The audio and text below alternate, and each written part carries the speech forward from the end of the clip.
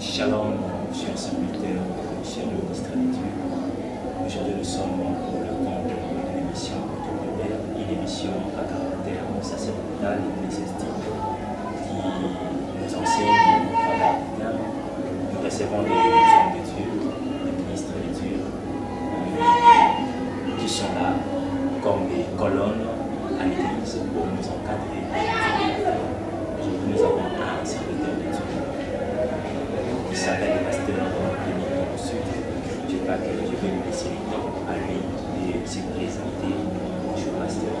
Bonjour, bienvenue à la Communauté de Dieu Christ.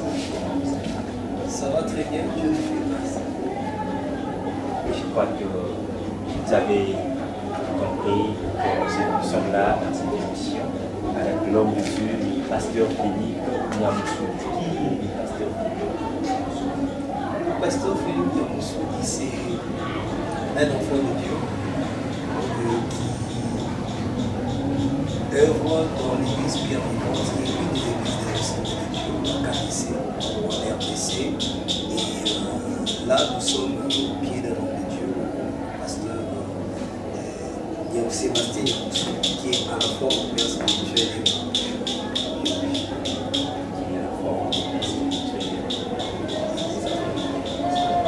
Non, le ministère n'en mérite pas. Le ministère, c'est Dieu qui le donne.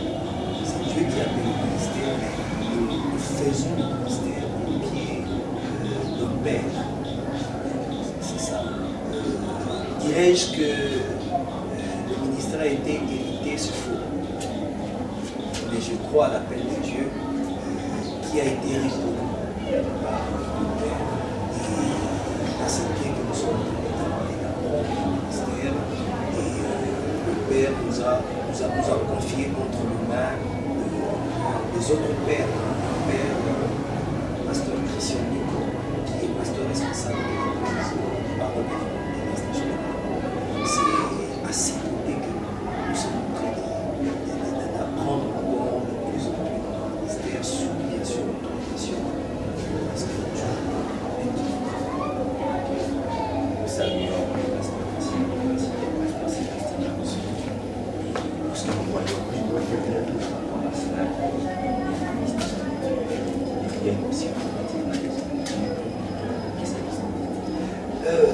l'appel au ministère, c'est Dieu qui appelle. Mais il faut réellement que la personne soit appelée par Dieu. Il ne faut pas que ça devienne comme ce que les gens disent pour un musique, un système pour garantir certains intérêts. S'il n'est pas celui que Dieu a appelé, moi je pense que ce n'est pas mauvais si un pasteur a un fils et ce qui devient mauvais, c'est lorsque on fabrique un pasteur dans son fils. C'est ce qui est mauvais.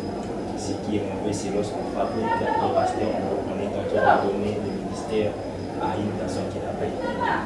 Exactement. Qui est devenue. Alors, moi, j'ai eu un long parcours et je continue à avoir un long parcours. J'ai commencé à servir Dieu à l'école des dimanches. J'étais encore enfant et à l'école des dimanches, j'ai eu un encadreur qui a vraiment impacté ma vie, le pasteur Blanchard Loyer. Il est maintenant en Europe. Après une période, il a eu à faire un déplacement au Nigeria. Et là, il a fait une formation théologique chez Constant, dans une école théologique du pasteur Nidausa. Et après, on l'a envoyé, je pense, en France pour monter une église. C'est cet homme qui m'a vraiment aidé quand j'étais encore enfant, dans l'école des dimanches. Il m'a appris les leçons attachées à la parole de Dieu pour les enfants à l'école des dimanches. Alors, après une longue période de formation, j'étais enfant et en évoluant, je suis devenu moniteur. Moniteur à l'école du dimanche pendant une période. Après, je suis devenu encadreur à l'école des dimanches et responsable de l'école des dimanches. Après, responsable de l'école des dimanches, à un certain âge, je devais quitter l'école des dimanches pour l'ensemble. Et là, j'ai intégré l'Assemblée, après mes affermissements, je m'étais orienté au département de la musique. Là-bas, j'ai commencé comme un nommé amateur. Et puis, après, j'ai intégré les grands chœurs du département de la musique. Là, j'ai évolué comme chanteur, et puis je suis devenu responsable du grand chœur, et après, je suis devenu responsable du département de la musique. J'ai évolué pendant une longue période au département de la musique. Après, je devais aller à la jeunesse pour servir comme ouvrier. Là-bas, j'ai découvert à la jeunesse. Après une période, je suis devenu encadrant à la jeunesse et puis responsable de la jeunesse. Après responsable de la jeunesse, j'étais comme dans une période de transition où je devais quitter la jeunesse pour l'évangélisation. Et dans cette période, le Seigneur a fait grâce que je devais aussi commencer une formation théologique. Alors c'est dans cette période-là, des transitions, où j'ai commencé ma formation théologique et directement j'ai intégré le département d'évangélisation. Là-bas j'ai travaillé pendant une longue période, je suis devenu aussi responsable du département d'évangélisation, j'ai quitté le département d'évangélisation pour le département de l'intercession où j'avais intégré. Après je suis devenu encore responsable du département de l'évangélisation, un parcours. Et après le département de l'évangélisation, je ne pense pas embrasser un autre département. Jusqu'à présent, je suis resté comme responsable du département de l'évangélisation. Et j'ai connu encore une autre période de transition où je devais faire mon stage pastoral après avoir fini ma formation théologique. Et Dieu, par sa grâce, aujourd'hui, nous travaillons à côté des secteurs de Dieu comme pasteur assistant. Je suis professeur, je travaille nous sommes là à servir comme pasteur assistant qui travaille à CID. Par là, je vais dire que dans le parcours d'un enfant de Dieu, d'un serviteur de Dieu, on doit d'abord être serviteur d'un homme avant d'être serviteur de Dieu. C'est très important. Je pense que c'est ça le élément. On doit d'abord être serviteur d'un homme avant de servir. Je suis serviteur de lui. Exactement, pasteur Christ. Élisée était serviteur d'Élie. Et Timothée était là pour lui. Exactement. Voilà, et parcours du pasteur clinique, il y a besoin de son qualité, moyen qui est le premier moyen, c'est d'abord de connaître Jésus dans notre vie. Quand j'avais pris la résolution, la décision de me confier à Jésus, j'avais arrêté avec tout ce qui était attaché au monde. C'est ça le premier moyen. Et en recevant Jésus comme mon seul Seigneur et Sauveur, dans le vrai, ça m'a permis d'abandonner petit à petit tout ce qui était comme faiblesse dans ma vie. Et d'apprendre à obéir à Dieu et à se soumettre à sa parole. De mener une vie de crainte de Dieu par la sanctification. De demeurer jusqu'à aujourd'hui, je pense jusqu'à ce que je vais mourir, un lecteur de la parole de Dieu. Je médite la parole de Dieu chaque jour, car la parole de Dieu est la nourriture spirituelle. La nourriture spirituelle, la nourriture morale, même physique. Vous voyez, et je demeure dans la prière et je reste sous la direction du Père. Comme je disais tantôt, le Père spirituel, c'est le pasteur Sébastien Souli qui est mon Père biologique aussi. Il est en vie, c'est lui le responsable de l'église Pierre-Route où je travaille. Et le pasteur, le Père spirituel m'a confié à un Père l'apprentissage de le ministère, c'est bien sûr le pasteur Christian, le responsable de l'église c'est vraiment une référence à la ministère. C'est chez lui que j'ai appris les ABC du ministère jusqu'à maintenant. D'apprendre, c'est vraiment une référence. Si tu joues avec la parole de Dieu ici, aujourd'hui,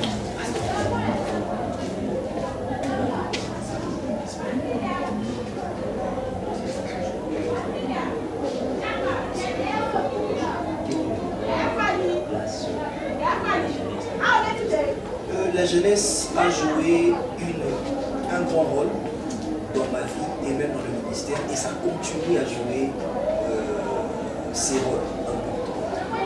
Quand vous regardez la parole de Dieu, vous allez comprendre Paul dit à Timothée que personne ne peut prise la jeunesse. La jeunesse, pour moi, c'est à la fois une période de brisement, d'apprentissage, de découverte et de connaissance. Quand je parle de brisement, c'est une période où Dieu est en train d'enlever le mal à moi et introduire la vie de lui en moi. Quand je parle d'une période de découverte, c'est que du jour au lendemain, je découvre des choses avec le Seigneur dans cette période de jeunesse. Des connaissances parce que j'apprends encore de plus en plus de Dieu au travers des saintes paroles, mais au travers de pères spirituels, des références, des modèles qui sont là. Et c'est aussi une période d'accomplissement. Quand je parle d'accomplissement, c'est une période où on a vraiment beaucoup plus des ailes pour servir les seigneurs. On a beaucoup de force, beaucoup de disponibilité. Je pense que c'est très important dans un parcours ministériel parce que ça me permet, étant que j'aime dans l'ensemble des jeunes, mais aussi dans l'ensemble de papa et de maman, d'avoir un équilibre. Je sais comment aborder les jeunes, mais je sais aussi comment aborder ceux qui sont âgés que nous avons parlé assez longtemps de la présentation du pasteur. Maintenant, nous allons entrer dans notre sujet du jour qui nous allons exploiter avec le pasteur sur être père, la paternité spirituelle. C'est monsieur un père spirituel. Qui est un père spirituel? Un père spirituel, c'est un géniteur. C'est une personne qui engendre la vie par l'excellence. Alors, quand vous lisez la parole de Dieu dans 1 Corinthiens chapitre 4, verset 15, vous êtes vraiment de compte que Paul est en train de marteler. Il dit, vous pouvez avoir plusieurs maîtres, mais vous aurez qu'un seul maître. Quand je parle, c'est quelqu'un, un géniteur, c'est quelqu'un qui engendre la vie par une séquence de la parole de Dieu. C'est que c'est quelqu'un qui est là, à la conception de cette vie. Dans la vie, on retrouve la vie du Père. Et ce Père-là utilisait un seul moyen. Engendre des vies. C'est le Père spirituel. C'est la parole de Dieu. En dehors de la parole de Dieu, je ne trouve pas un autre moyen qu'un Père spirituel peut engendrer des enfants. En dehors de la parole de Dieu, la Père spirituel ne peut engendrer un enfant. Exactement. Parce que la parole de Dieu est la source de vie. La parole de Dieu est notre modèle. La parole de Dieu est la référence. La parole de Dieu est notre source d'inspiration. Car la parole de Dieu, que nous avons même le modèle de la spirituel. Alors, qui c'est qui est le Père spirituel a plusieurs rôles. Le premier rôle d'un Père spirituel, nous le voyons dans 1 Corinthiens chapitre 4, versets 16 à 17, 15, 16 à 17, où vous allez vous rendre compte que Paul est en train d'insister sur Timothée en disant « Soyez mes imitateurs. Ce que tu dois faire, tu dois le faire comme moi je le fais. » Qu'est-ce que cela veut dire? Cela veut dire qu'un père spirituel est d'abord, dans sa responsabilité, un modèle spirituel pour ses enfants, pour les serviteurs. Il est un modèle moral. C'est quelqu'un d'irréprochable dans sa conduite, dans sa manière de parler, dans sa manière de faire. Bien sûr, c'est un homme qui peut avoir sa faiblesse, mais du point de vue moral, il doit être un modèle. C'est un modèle du point de vue discipline. C'est un modèle du point de vue physique. C'est un modèle du point de vue intellectuel. Dirais-je sagesse. On peut engendrer cette son espèce.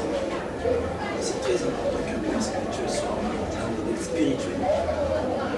Même quand on craint les seigneurs, il sera très bien que nous allons suivre.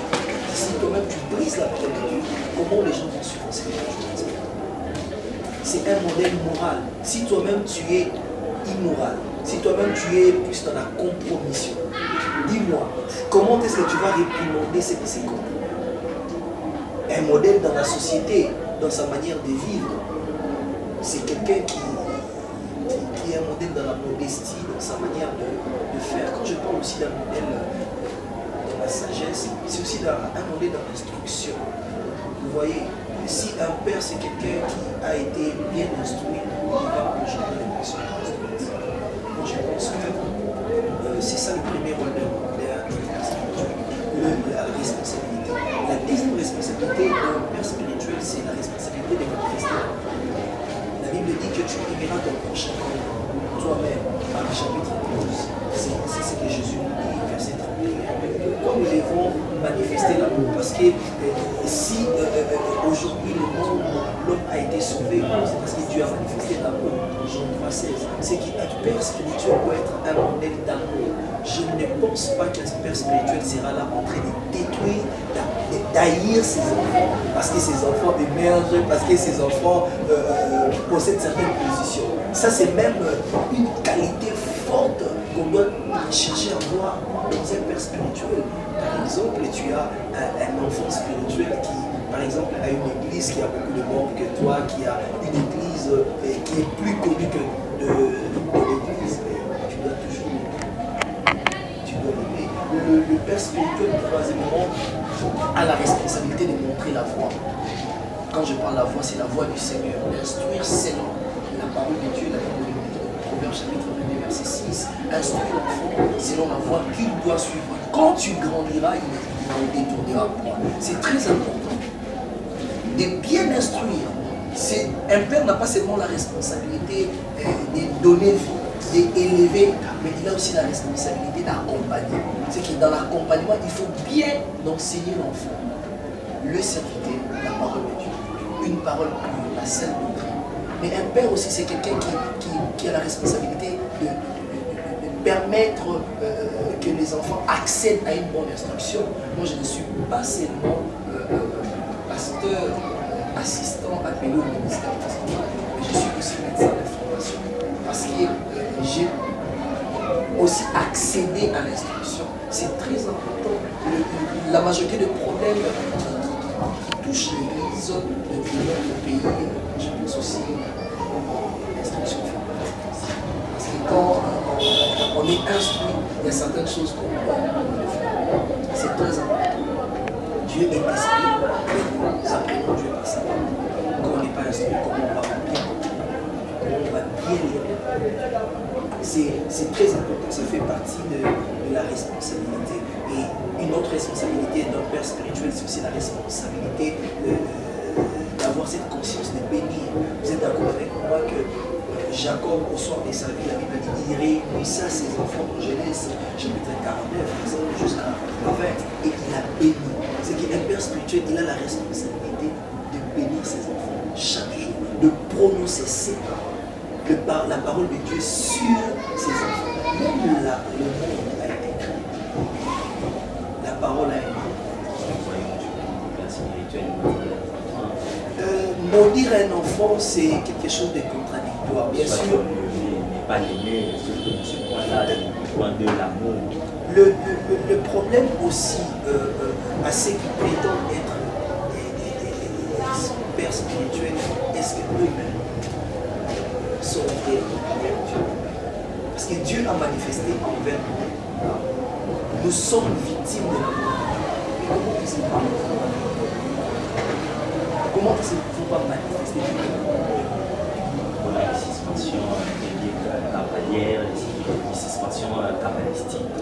Une personne qui n'a rien fait à l'église, on le suspend juste parce que reconnaissait une parole, une révélation, une vérité qui va à l'encontre avec les actes du Père. Moi, je pense que la suspension est une mesure disciplinaire qui ne doit pas manquer à l'église. Si aujourd'hui nous nous retrouvons face à une église qui a beaucoup de désordre, c'est parce qu'il y a plus de suspension, de mesures disciplinaires.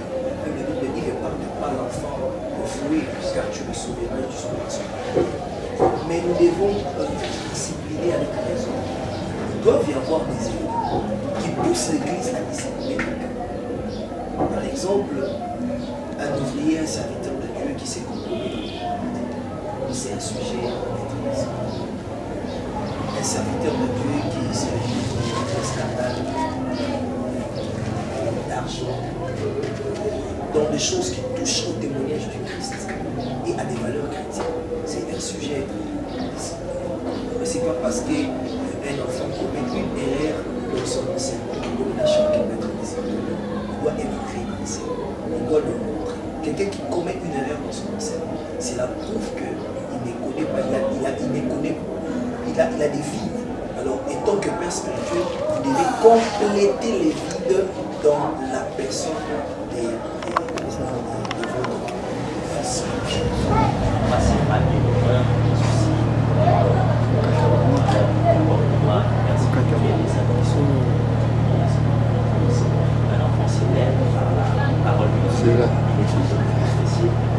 il a porté atteinte à la réputation de la spirituelle de la nation. Moi, je pense qu'il faut avoir une certaine manière. C'est ce que je vous avais dit tantôt. L'enseignement, le père spirituel a la responsabilité d'enseigner la parole de Dieu à ses fils spirituels, mais il a aussi la responsabilité d'approprier un champ d'instruction. C'est que quand je parle de l'instruction, c'est l'acquisition de certaines manières, de certaines façons de faire. Quand il faut faire une remarque à un aîné, quand il faut faire une remarque à un père, il y a une manière de le faire. Il y a certains mots qu'on ne doit pas utiliser. Tu sais pourquoi Noé avait maudit Cham? Noé n'avait pas maudit Cham parce que Cham avait vu la nudité de Noé. C'est parce que Cham avait divulgué ce qu'il avait vu de son père. C'est ce qui a fait que Noé maudit Cham. Parce que l'autre frère de Cham aussi avait vu son père.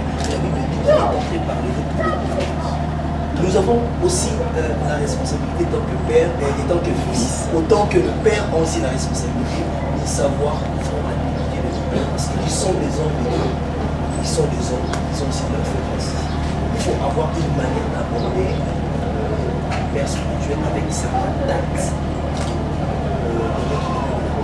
Quand il y a des erreurs, il faut se rassurer qu'il y a des erreurs.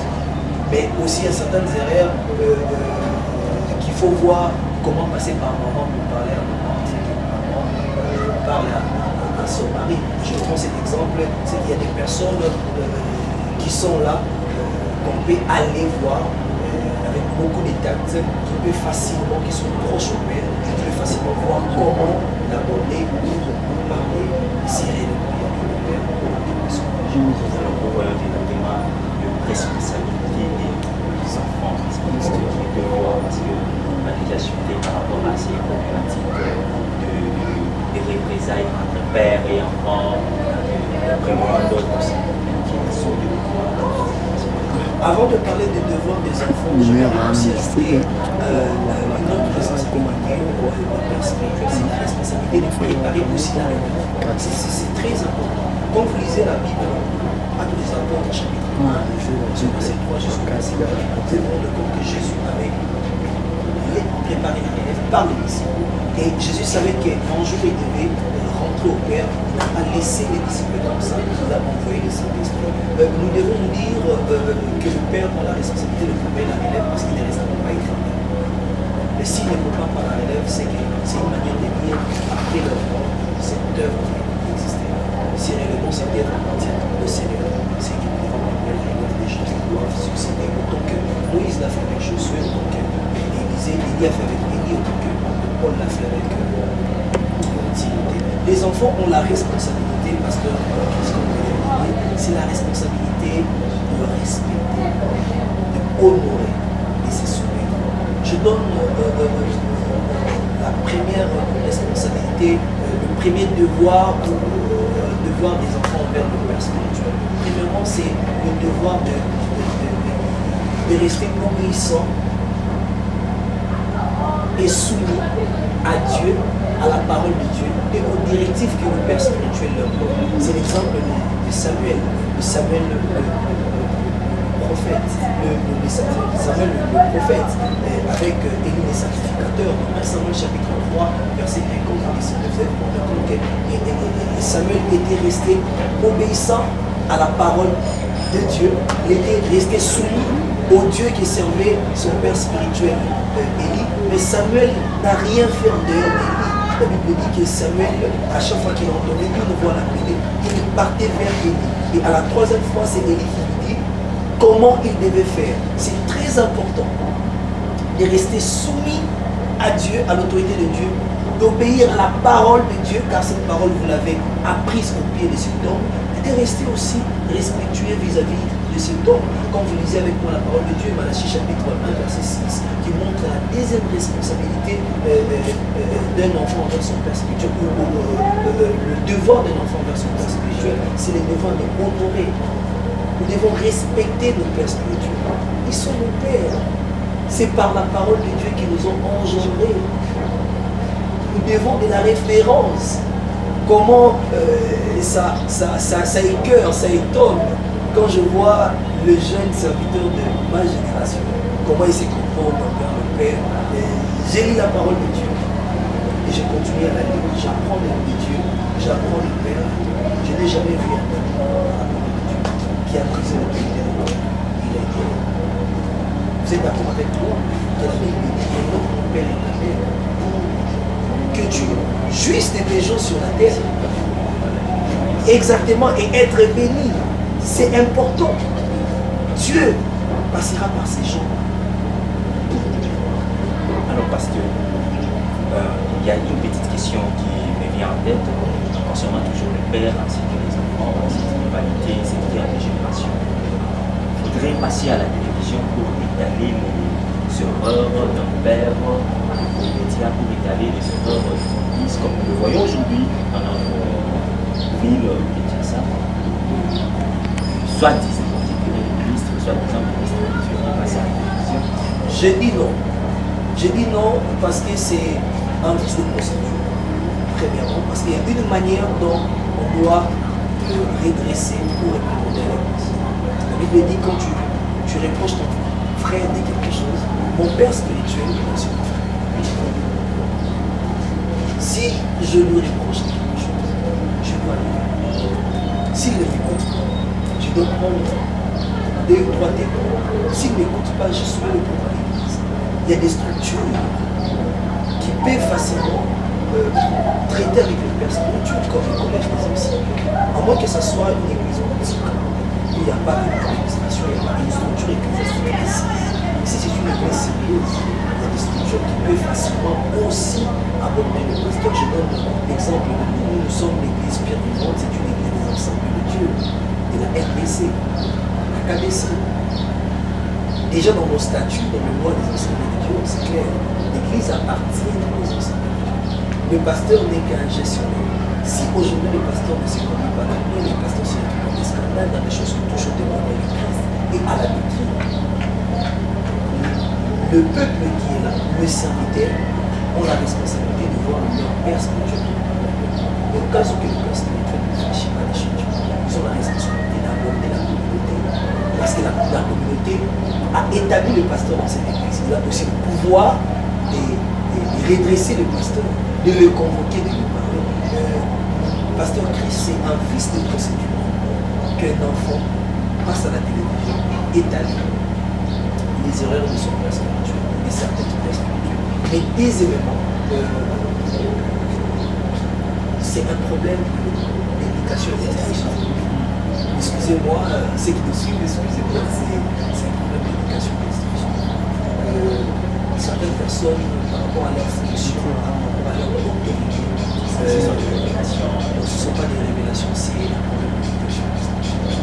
Est-ce que le Saint-Esprit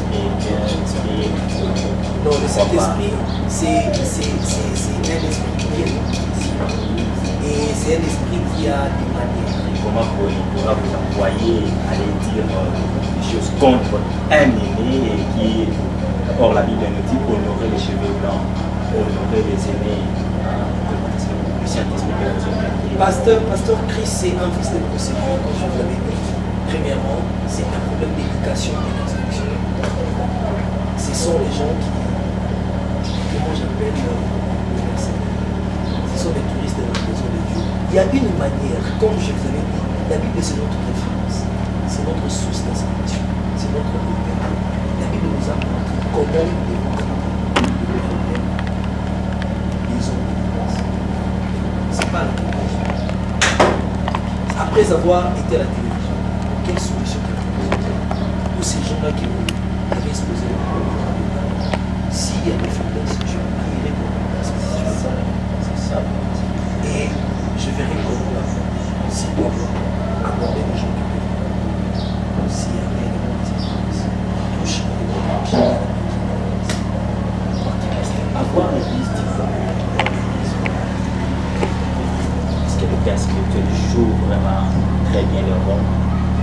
Je dirais, certains, bien sûr, jouent le rôle de donner la vie, comme j'avais dit, et élever cette vie et d'accompagner la vie. Parce qu'un père spirituel n'est pas seulement quelqu'un qui donne la vie, puis qui abandonne.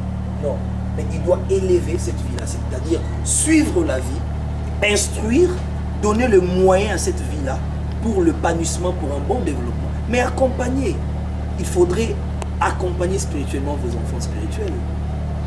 Accompagner moralement, accompagner physiquement, accompagner même financièrement. Parce que plus tard, ces gens-là, avec le besoin de l'église, iront dans les extensions. Vous allez leur envoyer dans les extensions, mais vous n'allez pas leur jeter dans le vide.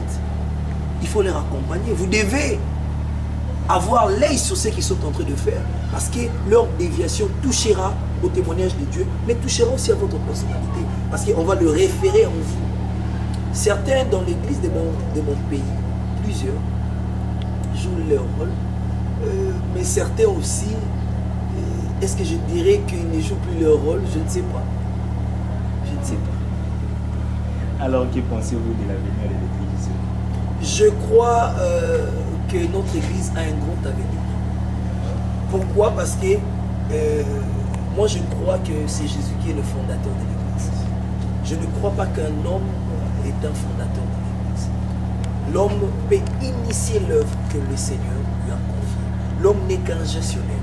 La Bible dit que les portes de l'église de Dieu, le séjour de monde en pauvre n'ont point dans la maison de Dieu.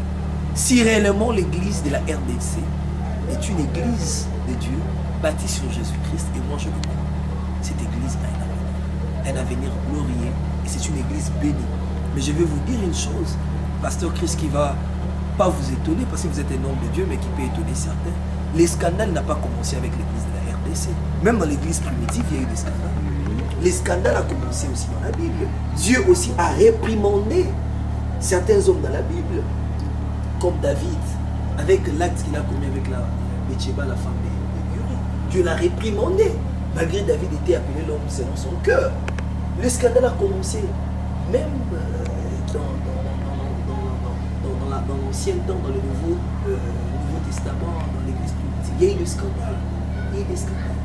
Il y a certains disciples qui ont abandonné leur père, qui ont fait souffrir leur maître dans le Nouveau Testament. Les scandales ont été là. Nous avons vu les scandales avec Ananias et Saphir en matière d'argent.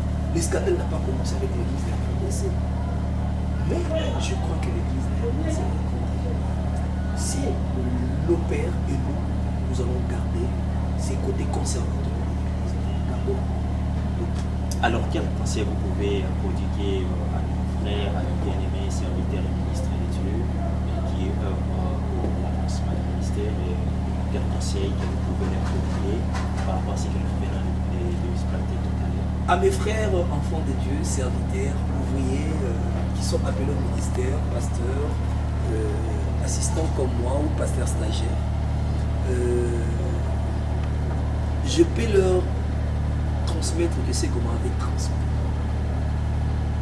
La loi de l'honneur doit rester. Nous devons apprendre le ministère au pied d'un homme. Je ne crois pas à une génération spontanée dans le ministère. Je ne crois pas à ça. Je ne crois pas à une rébellion pour commencer l'œuvre de Dieu. Je ne crois pas à ça. Nous l'avons vu avec Samuel. Il a entendu une voix, mais c'est vers Élie que Samuel était parti. Parce qu'Élie était une référence, un repère pour lui dans le ministère. Et Samuel avait la déférence envers Élie, du respect. Il ne pouvait pas lever une option sans Élie. C'est vers Élie qu'il est parti. C'est Élie qui lui a appris comment on entend la voix de Dieu. C'est Élie qui lui a appris les ABC du ministère. Bien sûr, il a remarqué avec le temps certaines faiblesses dans le chef de la personnalité de son père spirituel, même de ses enfants. Mais cela n'a pas brisé l'amour qu'avait Samuel envers Élie, même le respect et la soumission. Nous devons rester au pied de nos pères. Et deuxièmement, attendre les temps convenables pour que le Père se rende compte que nous sommes devenus mûrs et qu'il puisse nous libérer. On ne sort pas d'une église par son propre gré. Parce que tu prétends devenir mature, ou tu prétends que le temps est là. Non, c'est celui-là que tu travailles sous ses ailes qui doit dire que maintenant c'est le temps et t'envoyer faire une autre suite de cette œuvre-là, aller dans une extension avec sa bénédiction et son accompagnement. Sinon, c'est du barbarisme. Sinon, c'est du désordre. Comment toi qui as été rebelle, tu veux avoir des fils sourds? Ça n'existe pas. En tout cas, merci pasteur pour votre disponibilité, d'avoir accepté notre invitation, de partager avec nous ces thèmes. Nous sommes à la fin de notre émission qui était centrée sur être père, les pères spirituels. Je crois que vous avez compris les responsabilités d'un père spirituel, le rôle d'un père spirituel qui était un père spirituel, et aussi les conseils que nous a donné le pasteur Phénix Néamou Soudi. Alors pasteur, quel est votre mot de la fin par rapport à cette émission? Je dis merci au pasteur Chris et à cette vision. Je rends grâce à Dieu, mais je dis aussi merci à mes pères des Assemblées de Dieu. Là, je vois le pasteur Sébastien Amoussoudi, je vois le pasteur Christian Lico, le pasteur Olivier Bobois qui est responsable de l'église Source. Je vois le pasteur Goutou aussi. Nous rendons aussi grâce à Dieu pour notre père André Jacob. Et c'est ça, paix mon mot de la fin. Je crois que nous pouvons nous revoir à la prochaine avec une autre édition et un autre ministre de Dieu. Que le Seigneur vous bénisse.